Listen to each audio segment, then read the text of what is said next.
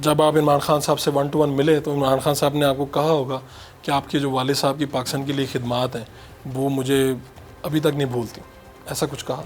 देखिए, वो उस ज़माने में क्रिकेट खेल रहे थे, उनका पाकिस्तान की पॉलिटिक्स से इतना था, कई दफ़ा वो ऐसी बातें कह जाते हैं जिसका उनको इल्म नहीं होता, सुनी सुनाई बात पे बात कर जाते हैं।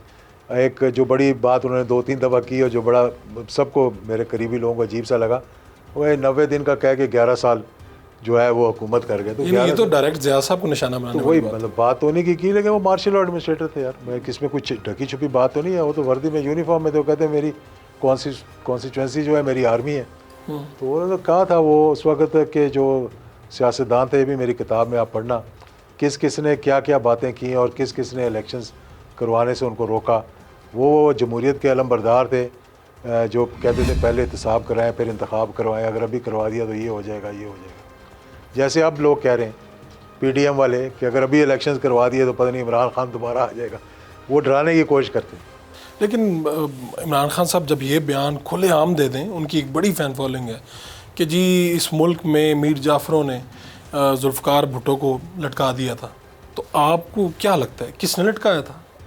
वो पता नहीं अब किसके बारे में बात करते हैं, क्या कहते हैं, कई दफ़ा उनको खुद भी जज्बात में पता नहीं लगता कि मैं क्या कह रहा हूँ। मैंने कहा ना, जो बातें उन्होंने की उस वक्त जब वो सिटिंग चीफ थे। लेकिन आप उनको जब मुलाकात में समझाते तो होंगे कि यार सर ये बात आप नहीं कहनी चाहिए। बात तो करने की है ना, ये बात मतलब मैं अकेला नहीं होगा जो उनको बताता हूँ, और बहुत लोग बताते होंगे, लेकिन देखें जिस इंसान पे गुजरी हो ना उसको ज़्यादा पता होता है। यानी जब हम पे गुजरी थी तो हमने भी बहुत सी ऐसी बातें की जब मेरे वालिद को शहीद किया गया, जो मुझे उस वक्त नहीं करनी चाहिए थी, जो रुकावट बन गई मेरी सियासत में आगे आने के लिए। आपको एहसास हुआ बाद के अमेरिका के बहुत सीनियर सफारतकार ने मेरे भाई को और जनरल अख्तर अब्दुर्रहमान के बेटे को जब गए थे मिलने के लिए और वो परसू कर रहे थे, उन्होंने कहा जी नर्व गैस यहाँ से आई, फ़लाँ ये हुआ, फ़लाँ ये हुआ, तो उसने कहा कि ना tell your brother to stay a bit calm, यानी कि थोड़ा सा तअम्मुल के साथ चले, if he wants to pursue a political career in this country. यानी यहाँ तक थ्रेट किया। आपको एहसास हुआ कि बाज़ दफ़ा बंदा जो कह जाता है तो वही रुकावट बन जाती है उसकी। देखे ना, वो तो मतलब उसने तो कह दिया, थ्रेट दे दी उसने। और फिर बहुत से ऐसे थे फ़ौज के अंदर भी जो उस वक़्त जब सारी दुनिया में कह रही थी जी आप बाहर निकलो, तो आके मेरी वालदा को कहते जी इन्होंने पीछे करो थोड़ा जा। तो ये तो चीज़ें होती हैं ज़िंदगी के अंदर। जनरल बाजवा साहब से कितनी मुलाकातें रही? जनरल बाजवा से मेरी बहुत ज़्यादा मुलाकातें नहीं हुई, लेकिन हमारा उनसे बड़ा करीबी ताल्लुक़ रहा। तो हमारा इन द सेंस कि मेरे फादर इन लॉ का उनके साथ बड़ा करीबी ताल्लुक़ रहा है, यहाँ तक कि वो मेजर थे और इनके वालिद कर्नल थे। अच्छा। और एक जगह पे सर्व कर रहे थे और उनके हाथों में, यानी कि इनके वालिद ने अपनी जान दी जब वो दफ्तर के अंदर उनको हार्ट अटैक हुआ था। ठीक है। और मेरे बहुत से ऐसे करीबी अजीज़ हैं जिनके साथ इनके बचपन के ताल्लुकात हैं, लेकिन मेरी उनके साथ इतनी फ्रैंकनेस नहीं है। लेकिन मुलाकातें तो रही होंगी? मुलाकातें रही। कभी उन्हें आपने कहा कि ये एक्सटेंशन ना लीजिएगा क्या? ये जो नहीं, मैं देखिए ऐसी मेरी उनके साथ, क्योंकि मैं असेंबली में नहीं था, तो इस किस्म की मेरी 1 to 1 ऐसी कोई मुलाकात नहीं हुई। ये आप क्या समझते हैं कि जो आर्मी चीफ होते हैं इनको एक्सटेंशन लेनी चाहिए या नहीं लेनी चाहिए? मेरा तो ख्याल है कि नहीं लेनी चाहिए। नहीं लेनी चाहिए? मेरा नहीं ख्याल है कि लेनी चाहिए। मैं इसका हामी नहीं हूँ, लेकिन मैं एक और बात की है जो बड़ी अहम है, ये इस पे पार्लियामेंट को भी गौर करना चाहिए, सियासतदानों को भी गौर करना चाहिए और फ़ौज को भी गौर करना चाहिए। देखिए हमारे मुल्क के अंदर अगर आप तारीख़ देखें ना, 2 बातें मैं आपको बताना चाहूँगा जो बड़ी अहम जी। एक तो ये कि कौम बेसब्री है, किसी वज़ीर आज़म ने 5 साल का टेन्योर पूरा नहीं किया। मैं ये कहता हूँ कि टेन्योर पार्लियामेंट का 4 साल करना। ठीक है। 2 चीफ ऑफ आर्मी स्टाफ हैं जो एक्सटेंशन ले चुके हैं, जो मार्शल लॉ लग गया मैं उसकी बात नहीं करूँगा, क्योंकि उसको जस्टिफाई करें ना करें, मैं करूँ भी ना करूँ कोई फ़र्क नहीं पड़ता, वो तो एक चीज़ है जो ब्लैक एंड वाइट है। 2 आर्मी चीफ ने एक्सटेंशन ली, ठीक है ना। मैं कहता हूँ आर्मी चीफ की जो टेन्योर है उसको 4 साल कर। आर्मी चीफ का टेन्योर 4 साल हो जाए, 3 साल की और पार्लियामेंट की मुद्दत भी 4 साल को 5 साल से 4 साल कर दें। मेरा ख्याल है कि आपने आर्मी चीफ की मुद्दत बढ़ा दी है और पार्लियामेंट की कम कर दी है, इसलिए कि फिर थोड़ा सा एक तो लोगों में भी थोड़ा सब्र आ जाएगा, तीसरे साल के बाद कहेंगे जी चलो उन जान वाले ने जो थोड़ी बहुत महंगाई बर्दाश्त कर लो।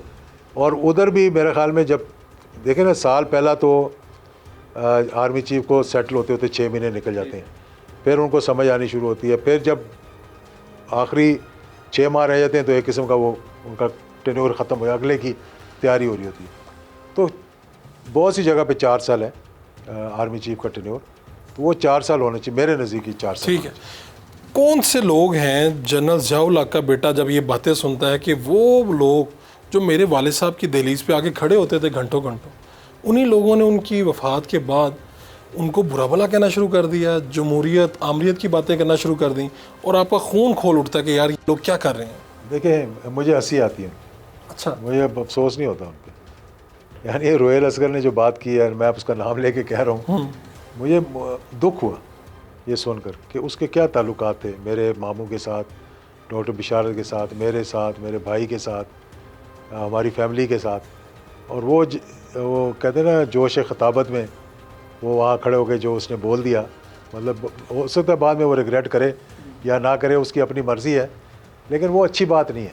बाकी मेरा नहीं ख्याल कि कोई ऐसा शख्स था जो उनके साथ चला जिसने जाकर इस किस्म की गुफ्तगू की हो।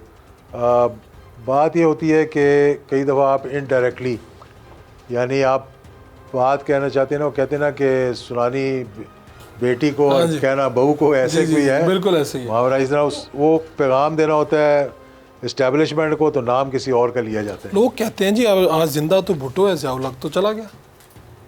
ज़ियाउल हक कहीं नहीं गया, भुट्टो चला गया, भुट्टो चला गया, भुट्टो चला गया, अब जरदारी है।